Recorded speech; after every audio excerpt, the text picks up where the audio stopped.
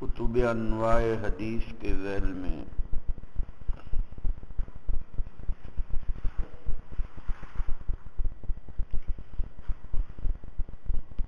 متعدد انواع کا ذکر ہوا تھا۔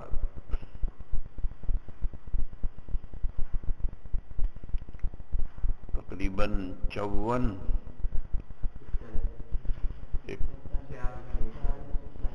46 انواع کا ذکر ہوا تھا۔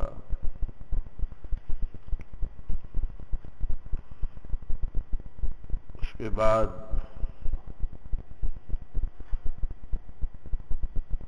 ایک نوع ہے جس کا عنوان ہے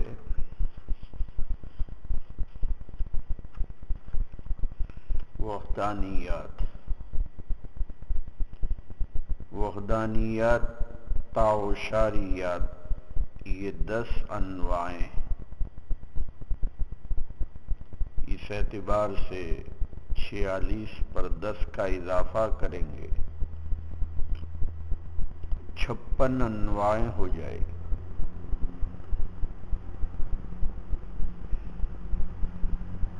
اس سے بھی زیادہ انواع کی گنجائش ہو سکتی ہے۔ وحدانیات کا مطلب یہ ہوتا ہے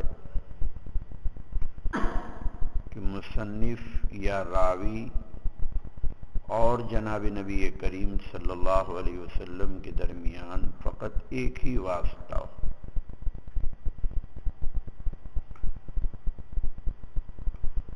عقلی طور پر اگر یہ تصور کیا جائے تو کوئی تابعی روایت کرے تو درمیان میں واسطہ صحابی کا ہوگا، اور امام ابو حنیفہ رضی اللہ تعالی عنہ کے متعلق یہ ہے کہ آپ تابعی ہیں۔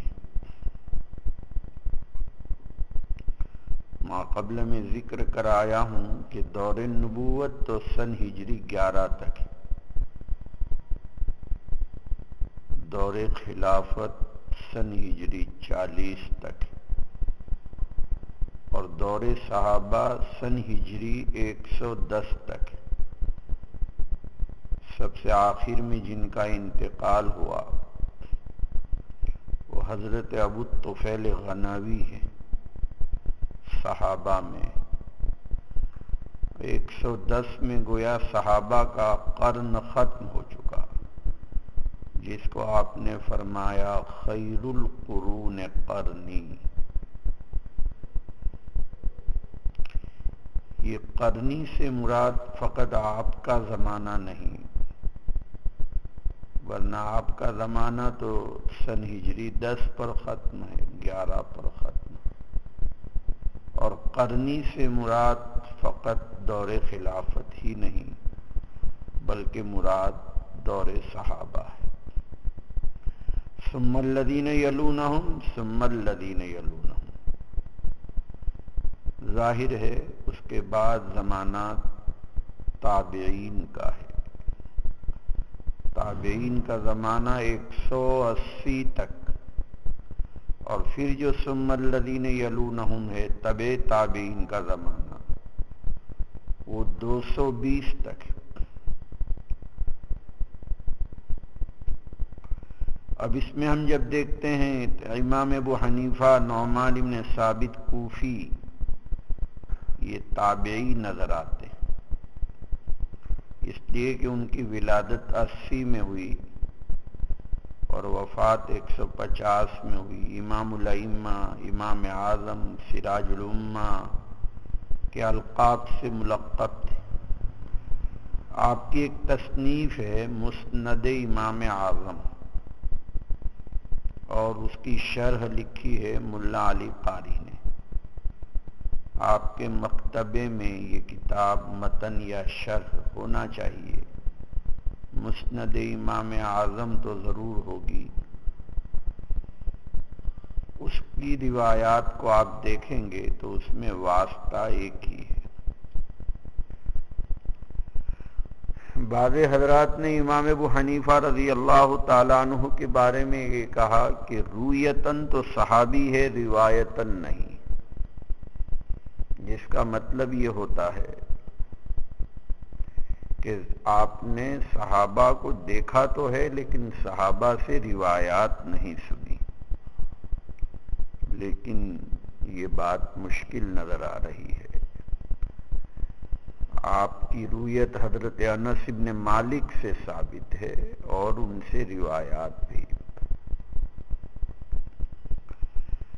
ائمہ میں دوسرے امام مالک بن انس امام دار الہجرہ 93 میں ولادت ہے اور وفات جو ہے 179 میں۔ اس اعتبار سے گویا تابعین کا زمانہ تو ان کو بھی ملا ہے، اور یہ خود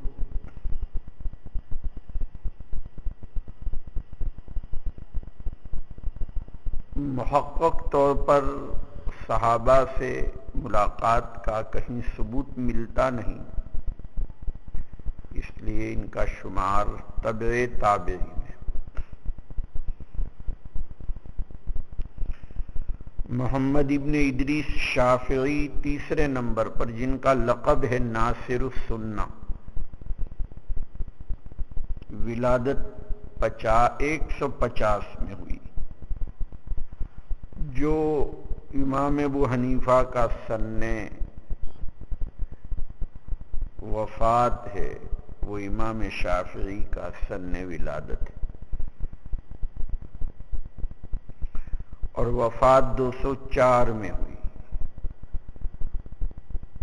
جو امام شافعی کا سن وفات ہے وہ امام مسلم کا سن ولادت ہے۔ آپ کے متعلق تو آپ کہہ سکتے ہیں کہ نہ تابعی ہے، تبع تابعی ہو سکتے ہیں۔ اس کے بعد امام احمد بن حنبل لاتے ہیں، جن کی ولادت 164 میں ہے اور وفات 241 میں ہے۔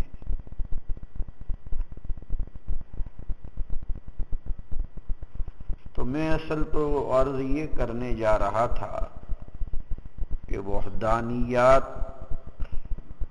وہ روایات ہے، وہ کتابیں ہیں جس میں راوی اور مروی عنہ مصنف یا راوی اور آپ صلی اللہ علیہ وسلم کے درمیان ایک واسطہ ہو۔ اسی کو الی آخری ہی قیاس کر لیجئے۔ 2 واسطے ہوں تو ثنائیات، 3 واسطے ہوں تو ثلاثیات، 4 واسطے ہوں تو رباعیات، 5 واسطے ہوں تو خماسیات، 6 واسطے ہوں تو سداسیات، 7 ہوں تو سباعیات، 8 ہوں تو ثمانیات، 9 ہوں تو تساعیات، 10 ہوں تو عشاریات۔ یہیں سے آپ کے ذہن میں یہ بات آ گئی ہوگی کہ ایک ہے سند عالی اور ایک ہے سند نازل۔ سند عالی وہ ہے جس میں وسائط کم ہو، سند نازل وہ ہے جس میں وسائط زیادہ ہو۔ اب ظاہر ہے یہ امر اضافی ہے، ہر سند اپنے مابعد کے اعتبار سے عالی ہے اور اپنے مافوق کے اعتبار سے نازل ہے۔ مثلا ثنائیات کو وحدانیات کے اعتبار سے نازل کہیں گے اور ثلاثیات کے اعتبار سے عالی کہیں گے۔ جب یہ بات آپ سمجھ گئے تو اب یہ عرض کرنا ہے کہ ہمارے پیش نظر اس وقت وہ کتابیں ہیں جن کتابوں میں فقط ایک واسطے کی روایات جمع کی ہوں، جس میں فقط 2 واسطوں کی روایات جمع کی ہوں، جس میں فقط 3 واسطوں کی روایات جمع کی ہوں۔ بظاہر یہ سلسلہ بہت کم ملتا ہے، اس لیے پھر علماء نے کیا کیا کہ مصنفات میں دیکھا کہ بھائی بخاری میں کتنی ثلاثیات ہیں۔ اگرچہ نفس ثلاثیات پر بھی کتابیں موجود ہیں، لیکن جیسا کہ میں نے عرض کیا کہ اس کی شکل یہی ہے کہ بخاری ہی کی ثلاثیات کو الگ کر کے تصنیف کر دیا۔ تو امام مسند امام اعظم میں وحدانیات اور ثنائیات اور ثلاثیات تینوں، مسند دارمی میں ثلاثیات 15 ہے، جس کی شرح ابو عبداللہ محمد سمرقندی نے لکھی۔ ثلاثیات عبد ابن حمید بھی ایک کتاب ہے۔ ابو اسحاق ناجی الشافعی کی کتاب بھی ثلاثیات ہے۔ مکتبہ جامعہ میں ثلاثیات کے عنوان سے بھی کتابیں موجود ہیں، آپ مراجعات کریں۔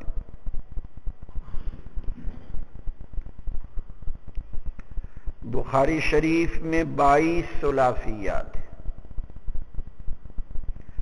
حاشیے پر مولانا احمد علی سہارنپوری علیہ رحمہ نے بہت جلی قلم سے ان ثلاثیات کی نشاندہی بھی فرمائی ہے۔ اگر آپ کی نظر ہو تو میں سمجھتا ہوں صفحہ 21 کے اوپر آپ غور کیجئے،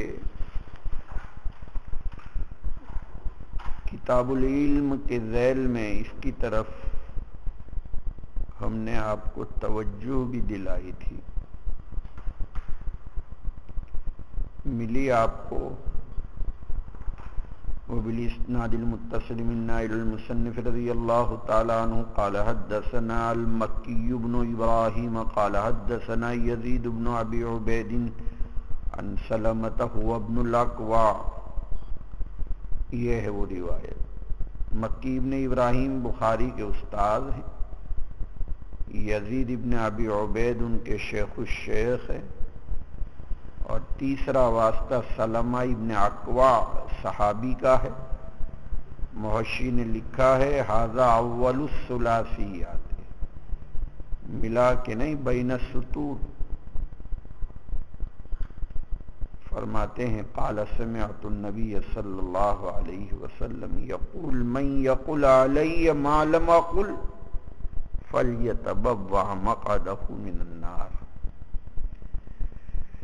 اوپر سے گفتگو اصل میں چلی آ رہی ہے، باب اسم من کذب علی النبی صلی اللہ علیہ وسلم۔ کتاب العلم چل رہا ہے، علم میں بات محقق ہونی چاہیے، غیر محقق بات نہ کرنی چاہیے، اور اللہ کے رسول کی جو روایت نہ ہو اس کو آدمی یہ کہے آپ کی طرف منسوب کر کے یہ غیر محقق بات ہے، اور غیر محقق بات کا بیان کرنا گناہ ہے، اور خاص کر کے نبی کریم صلی اللہ علیہ وسلم کی طرف منسوب کر کے اس کی شدت زیادہ ہے۔ تو اسم من کذب علی اس ذیل میں روایات کو نقل کیا، اور آپ غور کر رہے ہوں گے اتفاق سے وہی روایت ہے جس کے متعلق لوگ کہتے ہیں کہ یہ روایت ایک ذخیرہ احادیث میں درجہ تواتر کو پہنچی ہے۔ تو اس روایت کی مولانا نے کتنی سندیں بیان کی؟ نمبر 1 علی بن الجعد کی، نمبر 2 ابو الولید کی، نمبر 3 ابو معمر کی، نمبر 4 مکی بن ابراہیم کی، نمبر 5 موسیٰ کی، اور 5 روایات لائے۔ ہر ایک میں یہ مضمون موجود ہے۔ حضرت علی کی روایت میں بھی ہے لا تکذبوا علی فإنہ من کذب علی فلیلج النار۔ دوسری عبداللہ ابن زبیر سے ہے، وہاں بھی یہی روایت ہے۔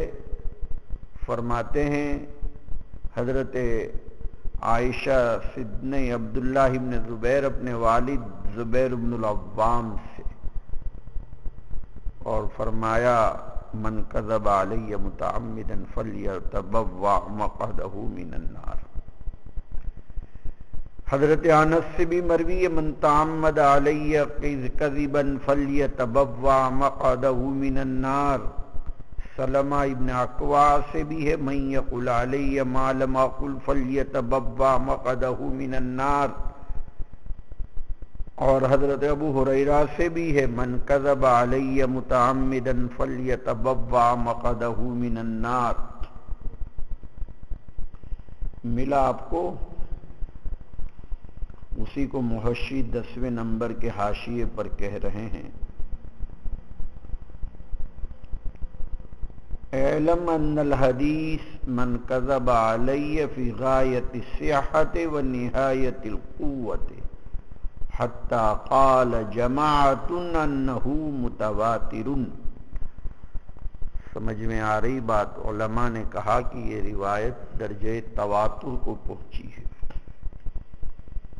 یہ الگ بات ہے کہ الفاظ میں اختلاف ہے، لیکن مقصد ایک ہی ہے۔ اور فَلْيَتَبَوَّأْ مَقْعَدَهُ مِنَ النَّارِ، لا تکذبوا علیہ کا ترجمہ بھی کیا لا تنسبوا الکلام الکذب۔ سمجھ میں آیا؟ اور یہ بھی فرما رہے ہیں فَلْيَتَبَوَّأْ مَقْعَدَهُ مِنَ النَّارِ، جملہ یا تو انشائیہ ہے تاکہ بددعا کے معنی کو متضمن ہو کہ گویا آپ بددعا کر رہے ہیں، اور یہ بھی ممکن ہے کہ یہ خبر کے معنی کو متضمن ہو۔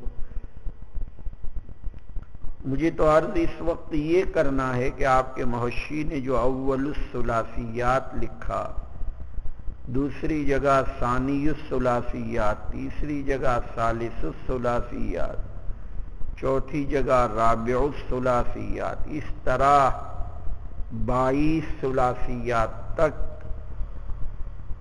جو ہے ذکر فرمائیں گے۔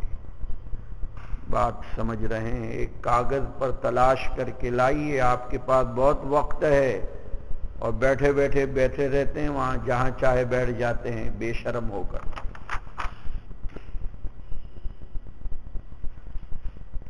معلوم نہیں طبیعت کیوں تمہاری پریشان نہیں ہوتی، کیسے جی چاہتا ہے جہاں چاہے بیٹھ جانے کا۔ اپنی کتاب دیکھنا چاہیے۔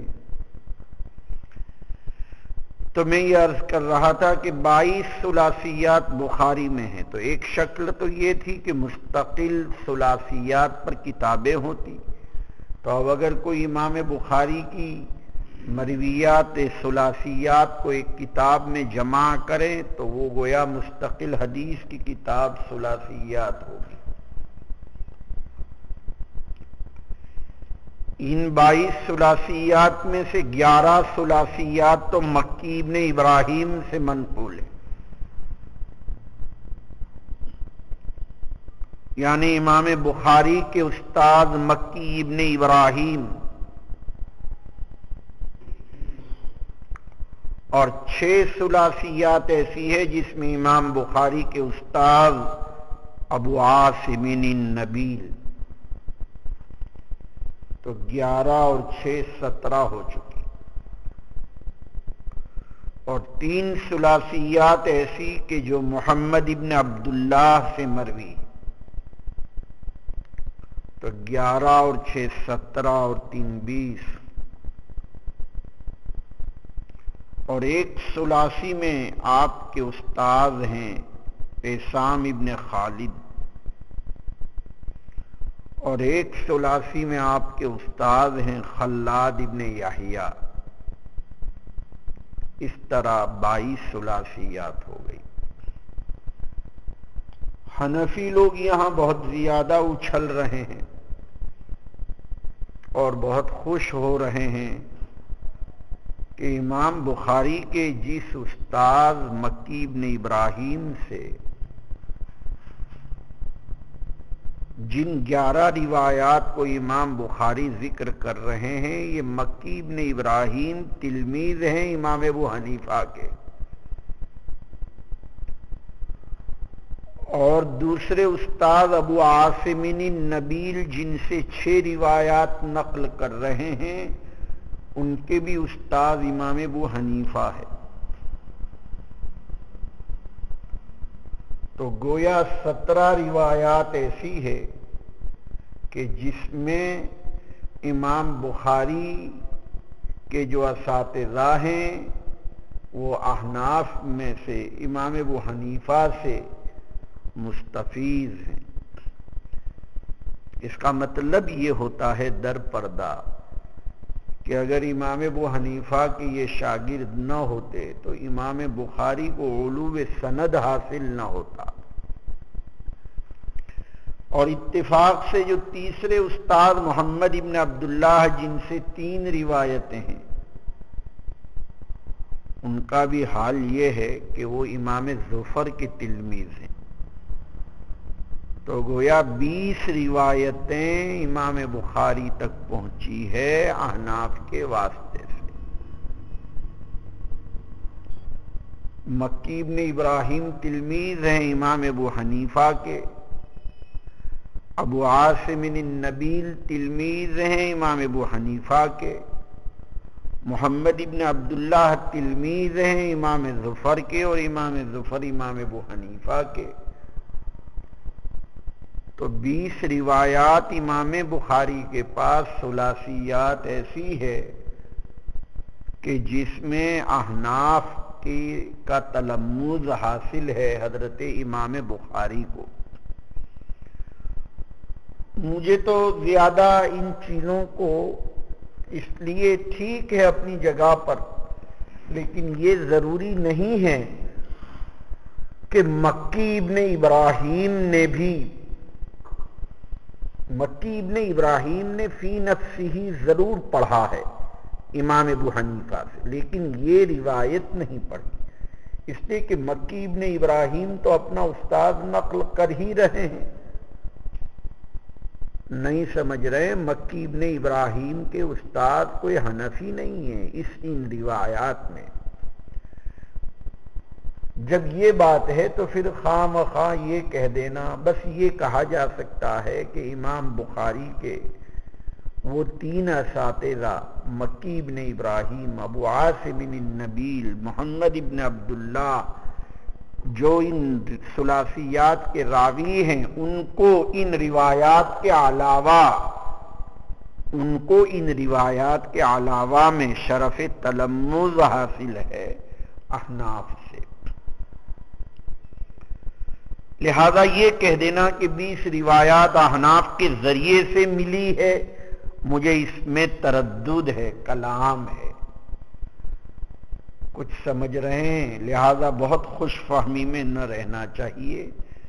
لوگ کہتے ہیں ائمہ 4 میں سے یہ فضیلت فقط امام ابو حنیفہ کو حاصل ہے۔ کیسے امام ابو حنیفہ کو فضیلت یہاں حاصل ہو گئی جبکہ یہاں یہ حضرات اپنے اساتذہ کی تعیین کر رہے ہیں؟ بہرحال ثلاثیات بخاری کو بڑی اہمیت حاصل ہے، علماء نے خاصتاً اس کی طرف توجہ دی ہے۔ ثلاثیات بخاری کی شرح محمد شاہ ابن الحاج نے لکھی، اس کی ایک فارسی شرح مولوی عبدالباسط قنوجی نے لکھی، اس کی ایک اردو شرح نواب صدیق حسن خان بھوپالی نے لکھی، اسی طرح اس کی ایک اور اردو شرح انعام المنعم الباری کے نام سے بھی ہے۔ مظاہر العلوم کے کتب خانے میں غنیت القاری شرح اردو ثلاثیات البخاری بھی ہے۔ اس طرح پچھلے سالوں میں بھی گزشتہ سال بھی کسی صاحب نے ثلاثیات بخاری کا مسودہ لے کر آئے تھے اور کہا کہ آپ ایک تقریض لکھ دیں. ان کو لکھ دی تھی تقریض، اور دنیا بھر کی ثلاثیات کی نشاندہی اس تقریض میں موجود ہے. بہرحال ثلاثیات بخاری پر کتابیں موجود ہیں.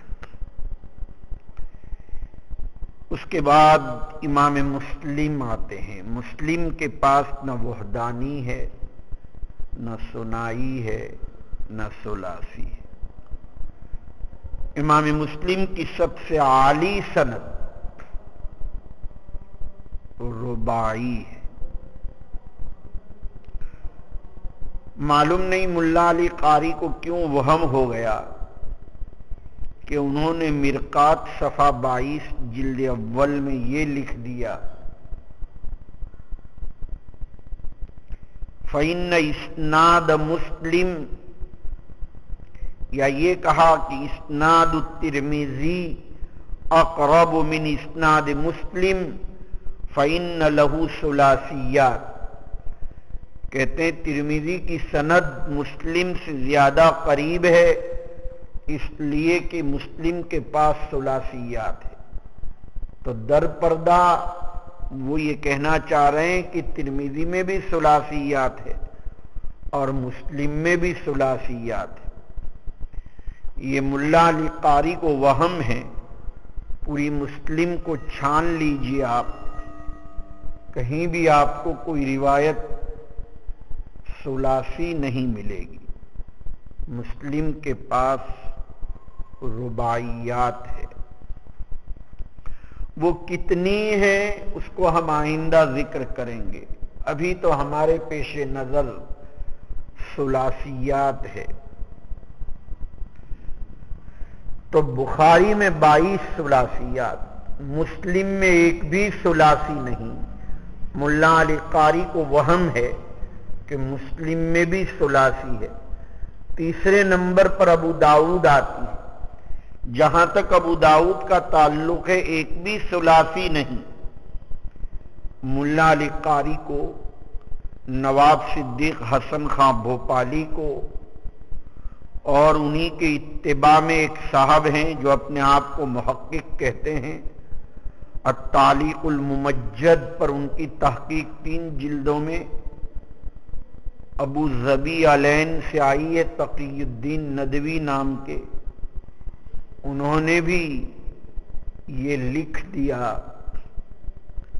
کہ ابو داؤد میں ثلاثی ہے. ابو داؤد میں کوئی روایت ثلاثی نہیں ہے. ابو داؤد کا مطالعہ کیجیے. ہاں ایک روایت رباعی فی حکم الثلاثی. یہ رباعی فی حکم الثلاثی کا مطلب یہ ہوا کرتا ہے کہ ویسے واسطے تو 4 ہیں، لیکن اگر کوئی راوی ایک طبقے کے ہوں، مثلا دونوں تابعی، یا مثلا دونوں صحابی، یا مثلا دونوں تبع تابعی، تو ان کو ایک شمار کیا جاتا ہے. تو اس طرح کی تو بہت روایت ملے گی.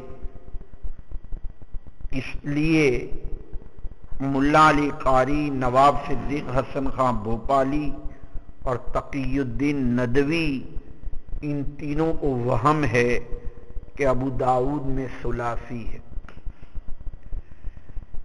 انہوں نے جس روایت کو ذکر کیا کہ ثلاثی ہے اس کے متعلق کہتے ہیں حدثنا مسلم ابن ابراہیم.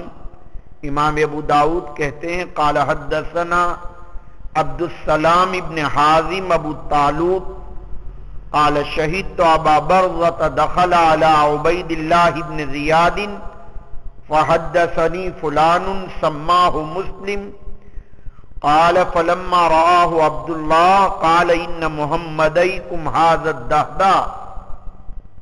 یہ روایت کو ثلاثی کہا، حالانکہ اس میں 4 راوی ہے. نمبر 1 مسلم ابن ابراہیم، نمبر 2 عبد السلام ابن ابی حازم، نمبر 3 فلان، نمبر 4 ابو برزہ. اس لیے یہ روایت ثلاثی نہیں ہے۔ دوسری بات یہ ہے کہ اس روایت کے متعلق کہ ثلاثی ہے، تقی الدین ندوی کہہ رہے ہیں کتاب الجنائز میں،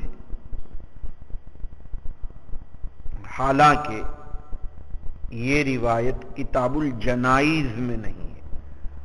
انہوں نے صفحے کی تعین کی کہ کتاب الجنائز جلد اول جلد ثانی صفحہ 57 پر ہے، حالانکہ یہ روایت کتاب السنہ باب فی الحوض کے تحت ہے، 653 پر ہے یہ روایت۔ آپ مراجعات کیجئے، کل مجھے بتائیے کہ مراجعات کر کے آئے ہیں، پھر آپ نے کہا کہ یہ ابن الدہدہ کی روایت ہے۔ ابن الدہدہ کوئی راوی ہے ہی نہیں، پھر کیسے کہہ دیا کہ ابن الدہدہ کی روایت ہے؟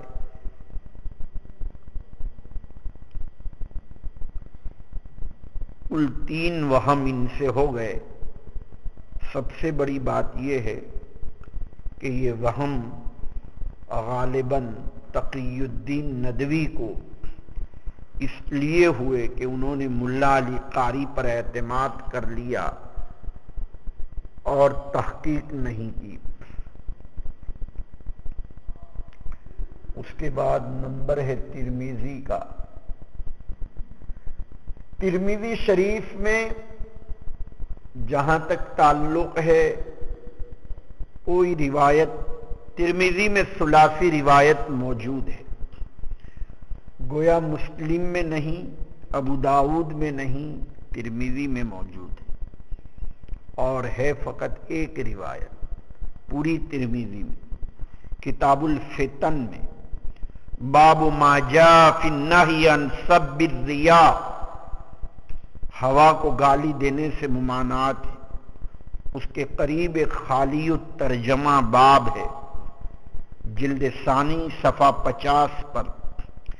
امام ترمذی کہتے ہیں حدثنا اسماعیل بن موسیٰ قال حدثنا عمر بن الشاکر عن انس رضی اللہ تعالی عنہ، تو پہلا واسطہ تو استاد اسماعیل ابن موسیٰ کا، دوسرا واسطہ شیخ الشیخ عمر ابن شاکر کا، اور تیسرا حضرت انس کا۔ قال رسول اللہ صلی اللہ علیہ وسلم یاتی علی الناس زمان الصابر فیہم علی دینہ کالقابض علی الجمر، لوگوں پر ایک ایسا زمانہ آنے والا ہے کہ دینی معاملات میں صبر کرنے والا اور اپنے دین پر مستقیم رہنے والا ایسا ہوگا جیسا کہ اس نے اپنی ہتھیلی میں انگارہ لے لیا، یعنی چاروں طرف سے وہ مطعون ہوگا۔ حافظ مزی اور حافظ ابن حجر کہتے ہیں یہ روایت ثلاثی ہے۔ ملا علی قاری کو وہم ہے، جیسا کہ ماقبل میں نے عرض کیا کہ انہوں نے صفحہ 22 مرقات میں یہ کہہ دیا ترمذی میں ایک روایت سنائی ہے، تو یہ سنائی نہیں، غالباً نقطے میں کہیں کاتب کی غلطی ہے، ثلاثی ہے، فَإِنَّ لَهُ ثُلَاثِيٌّ وَاحِدٌ فَإِنَّ لَهُ ثُلَاثِيَّاتٌ غلط ہے۔ امام ابو ملا علی قاری کا کہنا ایک ثلاثی ہے فقط، بہت ساری ثلاثیات نہیں۔ اس کے بعد نمبر ہے امام ابو عبد الرحمن نسائی کی کتاب کا، اس میں کوئی روایت ثلاثی نہیں ہے، البتہ رباعی ضرور ہے مسلم کی طرح۔ امام مسلم کے پاس سب سے عالی سند رباعی، امام نسائی کے پاس بھی اور امام ابو داؤد کے پاس بھی۔ اس کے بعد نمبر آتا ہے امام ابن ماجہ کا۔ امام ابن ماجہ کو بخاری کے بعد سب سے پہلا نمبر حاصل ہے، اگر بخاری کے پاس 22 ثلاثیات ہیں تو ابن ماجہ کے پاس 5 ثلاثیات ہیں۔ ابن ماجہ کی ثلاثیات 5 اتفاق سے ایک ہی سند سے مروی، اور وہ روایت امام ابن ماجہ کی اپنے استاد حدثنا حبارہ ابن مغلس قال حدثنا کثیر ابن سلیم قال سمعت انس ابن مالک قال رسول اللہ صلی اللہ علیہ وسلم۔ ابن ماجہ کے استاد حبارہ ابن مغلس، ان کے شیخ الشیخ کثیر ابن سلیم، اور تیسرے شیخ انس ابن مالک صحابی ہیں، اور 5 سندوں میں یہ ایک ہی سلسلہ ہے، لہذا 5 خماسی ہے۔ البتہ کتاب الاطعمہ میں 3 ہیں، کتاب الطب میں 1 ہے، اور باب صفت امت محمد صلی اللہ علیہ وسلم میں 1 ہے۔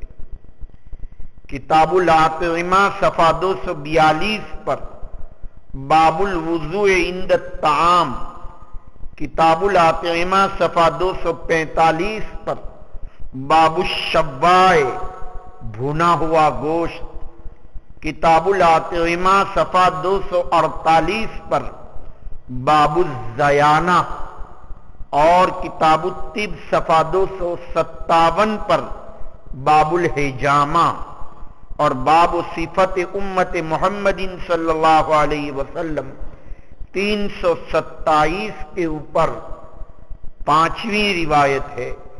اس طرح ایک ہی سند سے امام ابن ماجہ کی 5 ثلاثیات مروی ہے، بخاری کی 22، ابن ماجہ کی 5، ترمذی کی 1۔ البتہ مسلم، ابو داؤد اور نسائی کے پاس کوئی ثلاثی نہیں ہے۔ اس کے بعد نمبر ہے رباعیات کا۔ امام بخاری کی جب اعلی سند ثلاثی ہو چکی تو اب بخاری میں دوسری رباعیات کو تلاش کرنے کی ضرورت نہیں ہے۔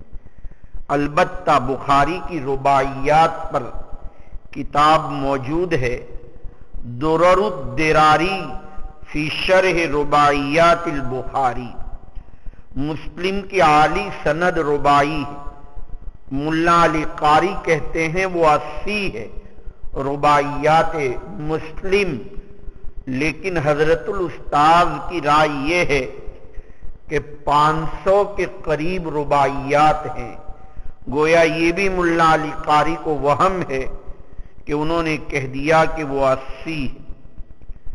ابو داؤد کی اعلی سند رباعی ہے، اور غالباً وہ صفحہ 172 پر باب قصر قراءۃ الصلاۃ فی السفر، نماز کے اندر قراءت میں قصر کرنا چاہیے۔ حدثنا حفص بن عمر عن البراء، یہ روایت غالباً رباعی ہے۔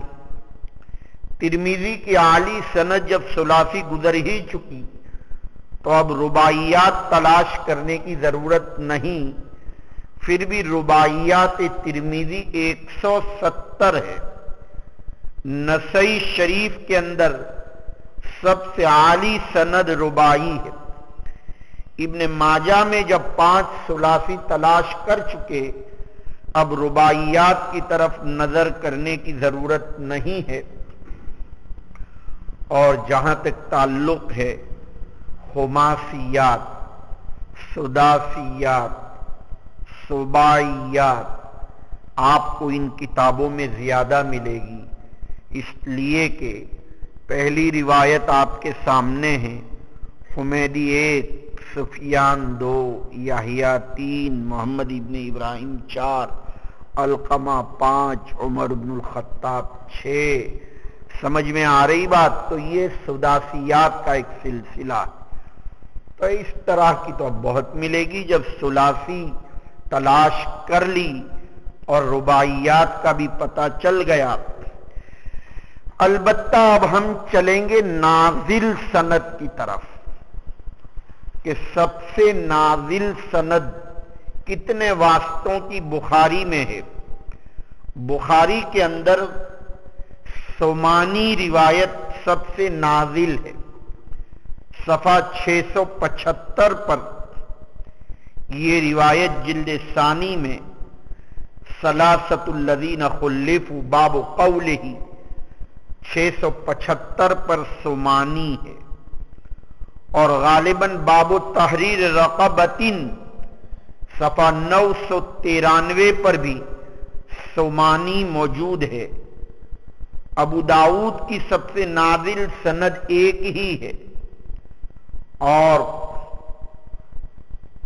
ابو داؤد کی نازل سند جس کے متعلق یہ کہا جائے کہ بخاری کی نازل سند تو سائی ہے صفحہ 109 پر، اور جہاں تک تعلق ہے ابو داؤد کی سمانی ہے۔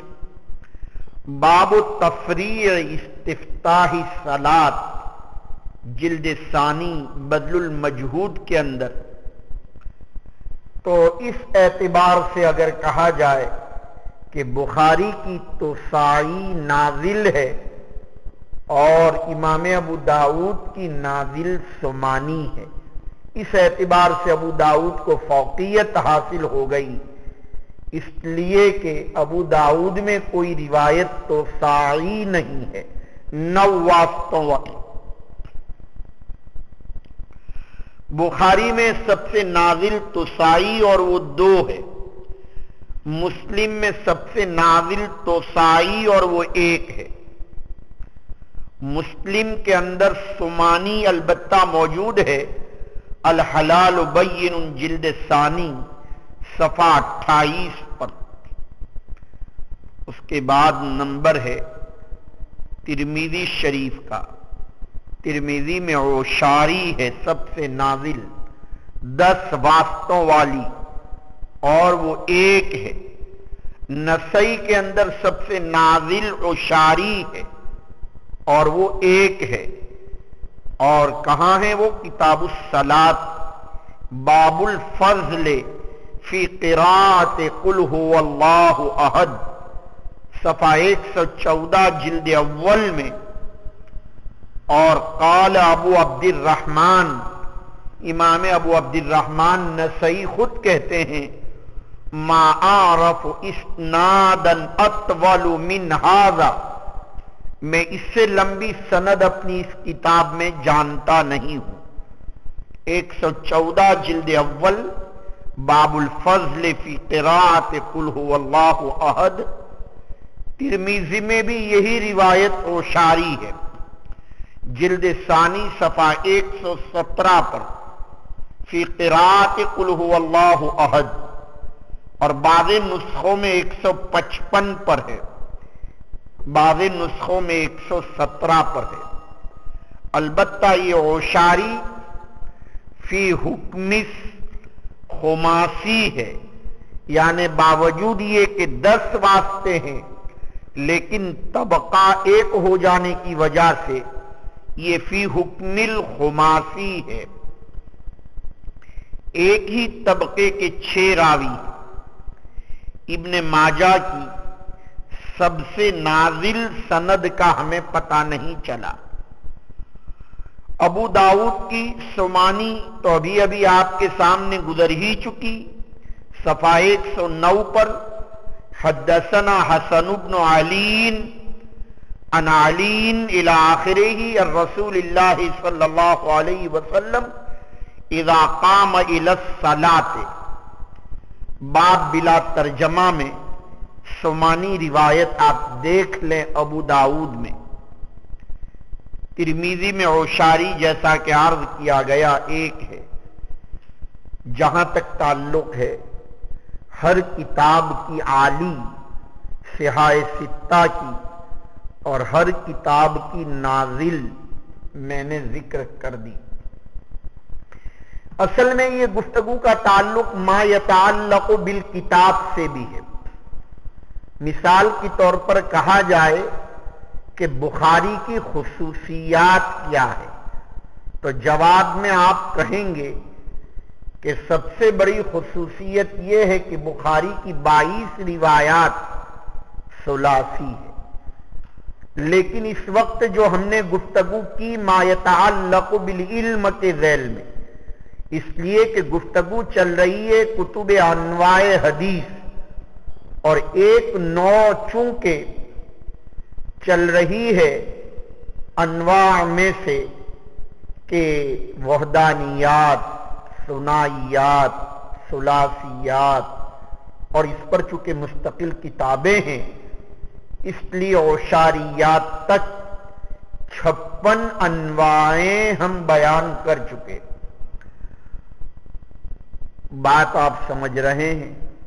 اب اگر وحدانیات سے عشاریات تک آپ کاپی تیار کر کے لائیں کل، اور باقاعدہ سب کتابوں کی مراجعات کر کے اپنے صفحات کی تعیین کے ساتھ پوری روایت لکھ کر لائیں، ثلاثی بھی صفحات کی تعیین کے ساتھ، 22 ثلاثیات کی صفحات کی تعیین، اور اسی طرح رباعی مل جائے اگر تو اس کو بھی لکھ کر لائیں۔ مسلم کی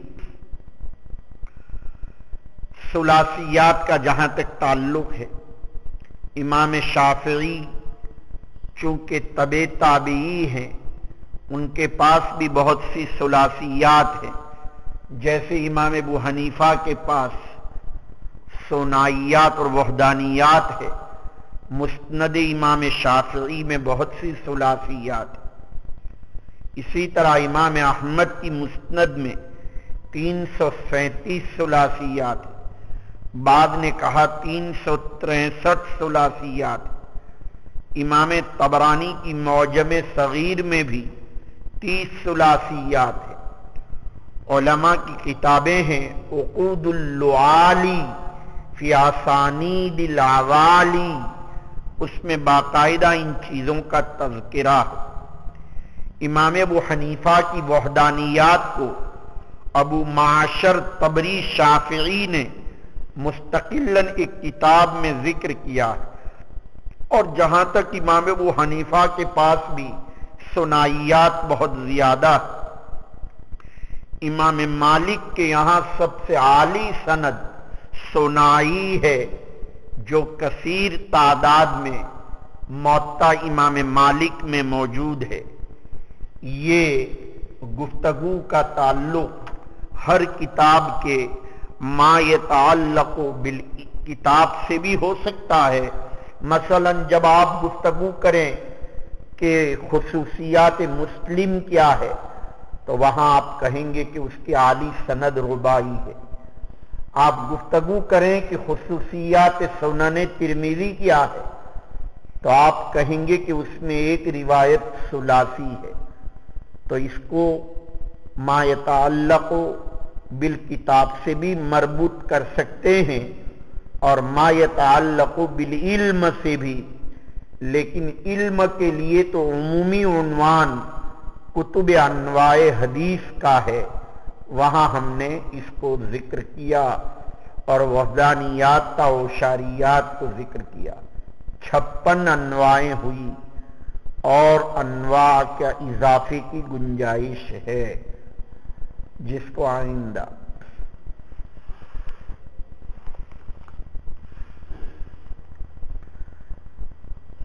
جائیے، وقت ضائع نہ کیجیے، جلدی سے بیٹھ جاؤ جا کے، اتنی دیر تو پھرتے رہے۔